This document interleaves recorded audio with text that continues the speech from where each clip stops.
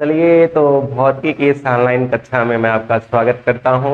आज हम लोग अपनी भौतिकी का ये इलेक्ट्रोस्टैटिक्स जो कि 12th भौतिकी का यूनिट 1 है, इसके बारे में बात करने वाले हैं।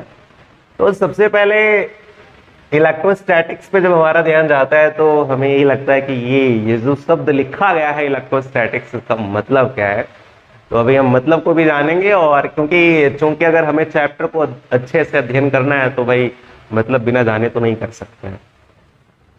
इलेक्ट्रोस्टैटिक्स, यहाँ पे मैंने लिखा है इलेक्ट्रो का मतलब ये आवेश होता है, चार्ज होता है, और इस स्टैटिक्स का मतलब होता है रुका होना यानी विराम अवस्था। अब आवेश कुछ होता है वो रुका होगा तो शायद उसका जो अध्ययन होता होगा वो सारा कुछ अध्ययन हम लोग इलेक्ट्रोस्टैटिक्स में करते हैं। अभी सबसे पहले इलेक्ट्रोस्टैटिक्स को जानने से पहले हम आपको ये बताना चाहेंगे कि आवेश क्या होता है। चूंकि अपनी भौतिकी में ये शब्द हमें बार बार मिलेगा और इसी शब्द से हमारे बहुत सारे कंसेप्ट फिजिक्स की कहानियां हमको समझ में आती हैं। तो सबसे पहले हम आपको ये बताना चाहेंगे ये आवेश क्या होता है। आवेश को हम चार्ज कहते हैं। चार्ज, आप गुड़ जानते होंगे, गुड़ खाने वाला गुड़ नहीं, गुड़ जो हमारे अंदर होता है, कुछ अच्छाइयाँ कुछ बुराइयाँ।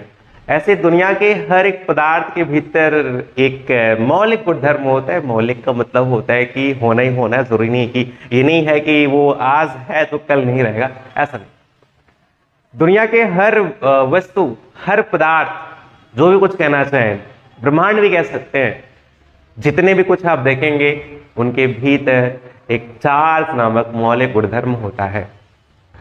तो ये गुणधर्म यदि होता है तो इसके कारण क्या होता है वो भी मुझे जानना चाहिए। तो हम आपको ये बताएंगे कि जो आवेश गुणधर्म है जिसे मौलिक गुणधर्म कह रहे हैं, इस मौलिक गुणधर्म के कारण हर एक पदार्थ में दो तरह की घटनाएं मुझे देखने को मिलती हैं। यदि किसी पदार्थ में आवेश नामक गुणधर्म आ गया है तो उस पदार्थ के द्वारा कुछ आकर्षण और कुछ प्रतिकर्षण, मतलब किसी दूसरे वस्तु को आकर्षित किया जाएगा या फिर प्रतिकर्षित किया जाएगा। मतलब ये है कि यदि हम आपसे कहें कि ये अपने पास एक वस्तु A है और इस वस्तु A पर चार्ज नामक गुणधर्म आ गया है, तो हम जरूर ये कहेंगे कि अगर इस पे चार्ज नामक गुणधर्म आया है तो ये वस्तु किसी और वस्तु को, मान लो ये वस्तु B है, इस वस्तु B को आकर्षित भी कर सकती है और प्रतिकर्षित भी कर सकती है। लेकिन आपका सवाल ये होगा कि यदि इस A पर आवेश है तो क्या इस गुणधर्म के कारण इस B पर जब आकर्षण या प्रतिकर्षण लगाया जाएगा तो जरूरी है कि B पर भी आवेश हो? जी, मैं जरूर आपसे ये कहना चाहूंगा कि यदि A पर आवेश है और B पर भी आवेश है तो हम ये कहेंगे ये दोनों के बीच एक बल लगेगा। लेकिन यदि A पर आवेश है और B पर आवेश नहीं है तो भी ये B A के द्वारा आकर्षित किया जाएगा, इस B पर A के द्वारा कोई प्रतिकर्षण नहीं लगाया जाएगा। इस चीज को हम आगे अभी क्लियर करेंगे और बढ़िया से जानेंगे। लेकिन अभी आप जाने कि आवेश क्या होता है। तो आवेश का मतलब एक गुणधर्म होता है पदार्थ का, और उस गुणधर्म के कारण उस पदार्थ में आकर्षण और प्रतिकर्षण, ये दो तरह की घटनाएं आती हैं। अब आपने ये जाना कि आवेश के कारण, आवेश एक गुणधर्म है, उस गुणधर्म के कारण दो तरह की घटनाएं मुझे देखने को मिलेंगी, एक आकर्षण और एक प्रतिकर्षण। तो आपका सवाल ये जरूर होना चाहिए कि सर जी अगर आवेश के कारण आकर्षण और प्रतिकर्षण ये होता है तो कब आकर्षण होगा और कब प्रतिकर्षण होगा। तो सबसे पहले मैं ये क्लियर करना चाहूंगा कि यदि आवेश गुणधर्म के कारण दो तरह की घटनाएं, दो तरह के इवेंट मुझे देखने को मिल रहे हैं, कभी आकर्षण कभी प्रतिकर्षण, तो हम ये जरूर आपको बताना चाहेंगे कि आवेश गुणधर्म भी दो तरह का होता होगा। तो हम कहेंगे कि ये जो आवेश है, आवेश दो तरह का होता है, एक होता है धनावेश और एक होता है ऋणावेश। धनावेश को पॉजिटिव चार्ज कहते हैं और ऋणावेश को हम लोग कहते हैं नेगेटिव चार्ज। आवेश दो तरह का होता है, धनावेश, ऋणावेश। आवेश क्या होता है? हर पदार्थ का एक मौलिक गुणधर्म जिसके कारण उस पदार्थ में आकर्षण और प्रतिकर्षण, ये दो तरह के इवेंट मुझे देखने को मिलते हैं। तो अब यही जानेंगे कि चार्ज के कारण आकर्षण भी हो सकता है, चार्ज के कारण प्रतिकर्षण भी हो सकता है। तो कब आकर्षण होगा और कब प्रतिकर्षण होगा? तो हम आपको ये कहेंगे कि जब दो चार्ज लाइक हो, लाइक का मतलब समान हो, जैसे ये प्लस है और ये प्लस है, तो ये दोनों चार्ज एक दूसरे को प्रतिकर्षित करेंगे, कुछ बल लगाएंगे और यदि आपका यहाँ पे माइनस चार्ज है और यहाँ पे भी माइनस चार्ज है तो भी इनके बीच प्रतिकर्षण ही लगेगा, प्रतिकर्षण ही लगेगा। लेकिन यदि ये प्लस रहे और ये माइनस रहे तो इनके बीच आकर्षण बल कार्य करेगा।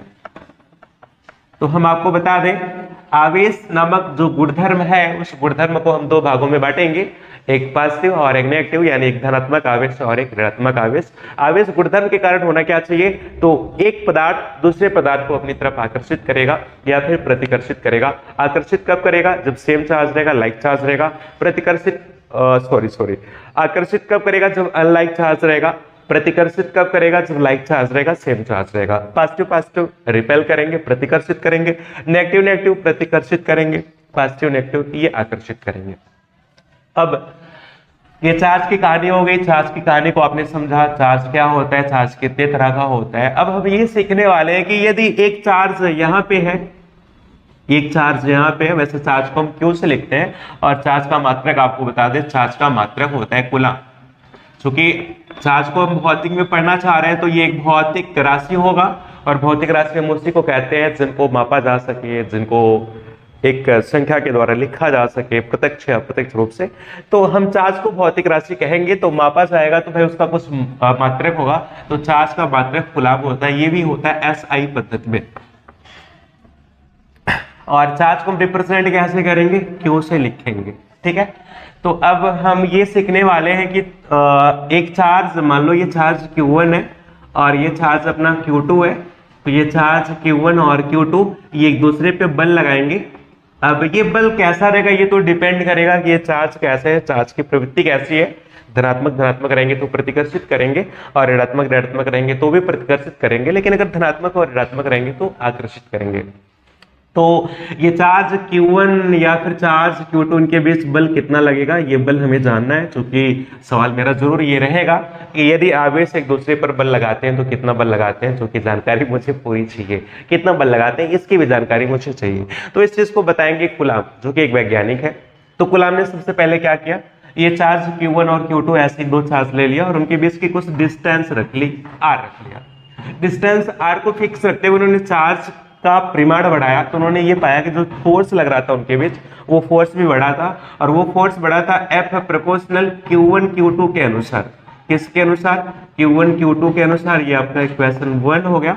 और उसके बाद उन्होंने ये पाया, जब चार्ज का परिमाण सेम रखा और उसके बाद ये r डिस्टेंस बढ़ाया तो उन्होंने ये पाया कि जो फोर्स था, फोर्स का अमाउंट घट रहा था 1/r² के अनुसार। ये दोनों चीज कूलम ने ऑब्जर्व किया अपने लैब में।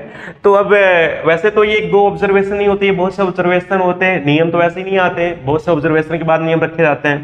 तो ये जो दो मैंने इक्वेशंस लिखे हैं, इन इक्वेशंस को यदि हम इकट्ठा करना चाहेंगे तो लिख सकते हैं F प्रोपोर्शनल Q1 Q2/r²।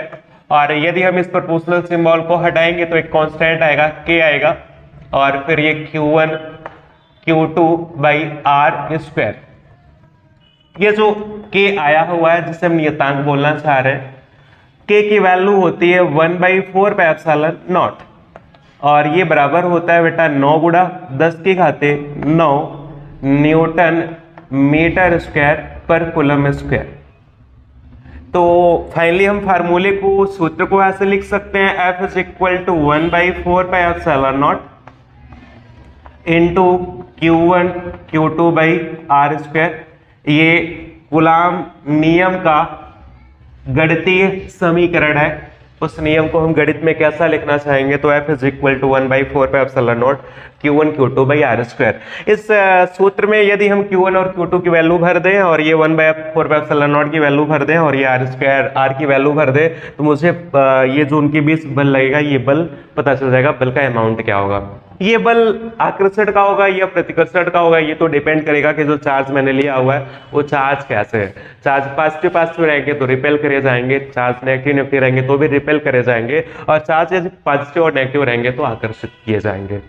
बच्चों का एक सवाल ये आता है कि सर जी ये चार्ज इनके बीच जो बल लग रहा है ये बल कौन लगाता है, किस पे लगाता है। तो हम ये कहना चाहेंगे इस कूलम के नियम में एक चार्ज जितना चार्ज दूसरे चार्ज पे बल लगाता है, दूसरा चार्ज पहले चार्ज पे भी उतना बल लगाता है। और इसी को बाद में हम ऐसा भी कहेंगे कि कूलम का जो नियम है वो न्यूटन के तृतीय नियम का पालन करता है। न्यूटन का तृतीय नियम आप जानते हैं, क्रिया प्रतिक्रिया का नियम, प्रत्येक क्रिया के बराबर परंतु विपरीत दिशा में प्रतिक्रिया होता है।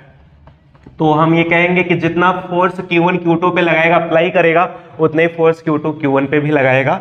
तो चूंकि यही चीज हम लोग न्यूटन के तृतीय नियम में क्रिया प्रतिक्रिया को बताते हैं, तो ये कूलाम का नियम भी क्रिया प्रतिक्रिया को व्यक्त करता है, यानी क्रिया प्रतिक्रिया नियम को फॉलो करता है, अनुसरण करता है। तो हमने आज ये सीखा कि चार्ज क्या होता है, क्योंकि हमारा जो यूनिट था वो इलेक्ट्रोस्टैटिक्स था। और यहाँ शब्दों का मैं आपको अर्थ बता दूं, इलेक्ट्रो का मतलब होता है चार्ज, आवेश होता है, स्टैटिक्स का मतलब होता है विराम अवस्था में। यदि चार्ज विराम अवस्था में रहेगा तो उसके जो भी कुछ गुण होने वाले हैं, उस गुण को हम लोग इलेक्ट्रोस्टैटिक्स के अंतर्गत में पढ़ने वाले हैं, उसके जो भी इवेंट होंगे। चार्ज आवेश क्या होता है, तो आवेश हर पदार्थ का एक मौलिक गुणधर्म होता है, जिसके कारण उस पदार्थ में आकर्षण और प्रतिकर्षण, ये दो तरह की घटनाएं मुझे देखने को मिलती हैं। एक चीज और हम आपसे कहना चाहेंगे, यदि आवेश पदार्थ का गुणधर्म है तो पदार्थ भी छोटे छोटे कणों से मिलकर बने होते हैं, उनपे भी गुणधर्म ये होना चाहिए, बिल्कुल होता है। तो हम ये कहते हैं कि पदार्थ 3 तरह के मौलिक कणों से मिलकर बना होता है। आप जानते हैं, इलेक्ट्रॉन, प्रोटॉन और न्यूट्रॉन। इस इलेक्ट्रॉन पे चार्ज होता है -1.6 गुणा 10⁻⁻19 कूलम।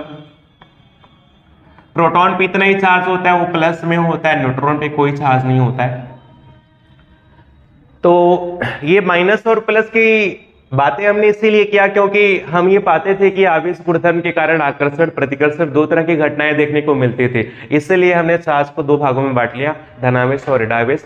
जरूरी नहीं था कि धनावेश ऋणावेश ही लिखे, लेकिन जो भौतिकविदों ने कह दिया कि नहीं, आवेश 2 तरह के होंगे, एक को धनावेश कह लेंगे, एक को ऋणावेश कह लेंगे, वही हम लोग पढ़ना शुरू कर रहे हैं, वही हम लोग पढ़ना चाह रहे हैं। तो आवेश 2 तरह के होते हैं, धनात्मक आवेश, ऋणात्मक आवेश। और धनात्मक आवेश को प्रतिकर्षित करेंगे, ऋणात्मक आवेश को प्रतिकर्षित करेंगे, धनात्मक आवेश ऋणात्मक आवेश को आकर्षित करेंगे। कहने का ओवरऑल मतलब ये हुआ कि लाइक चार्ज रिपेल करेंगे और अनलाइक चार्ज क्या करेंगे, अट्रैक्ट करेंगे। एक चार्ज दूसरे चार्ज पे बल लगाएगा, कौन चार्ज किस पे लगाएगा, तो दोनों चार्ज एक दूसरे पे लगाएंगे। यानी जो ये हम कहेंगे कि चार्ज के द्वारा एक दूसरे चार्ज पे बल लगाया जाना, ये न्यूटन के तृतीय नियम पर आधारित होगा। आपका सवाल ये भी था कि ये आवेश एक दूसरे आवेश पे बल लगाएंगे तो इनका अमाउंट क्या हो, वो भी मुझे जानना था। तो कूलाम ने वो क्लियर किया कि अमाउंट कितना होना चाहिए, F = 1/4 पे epsilon not Q1 Q2 r square. यहाँ पे 1/4 पे एप्सिलॉन नॉट ये 9 × 10⁹ न्यूटन मीटर स्क्वायर पर कूलम स्क्वायर होता है। और यहीं पे हम आपको ये भी बताना चाहेंगे, ये जो एप्सिलॉन नॉट है, इसे हम लोग कहते हैं निर्वात की विद्युतशीलता, और इसकी वैल्यू होती है 8.85 × 10⁻12 कूलाम स्क्वायर पर न्यूटन मीटर स्क्वायर। तो ये एप्सिलॉन नॉट निर्वात की विद्युतशीलता होगी, 1/4 पे एप्सिलॉन नॉट ये पूरा कांस्टेंट हो गया, 9 × 10⁹ फोर्स का फॉर्मूला क्या रहेगा, तो 1/4 पे epsilon not Q1 Q2 r square.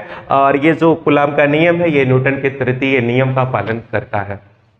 तो आज के इस लेक्चर में हमने ये सीखा इलेक्ट्रोस्टैटिक्स के बारे में, थोड़ा सा चार्ज की कहानी, और चार्ज दूसरे चार्ज पे फोर्स लगाएगा उसका अमाउंट क्या होगा। तो आज के लिए बस इतना ही, हम लोग मिलते हैं फिर एक नए वीडियो में कुछ नए नए तथ्यों के साथ। धन्यवाद।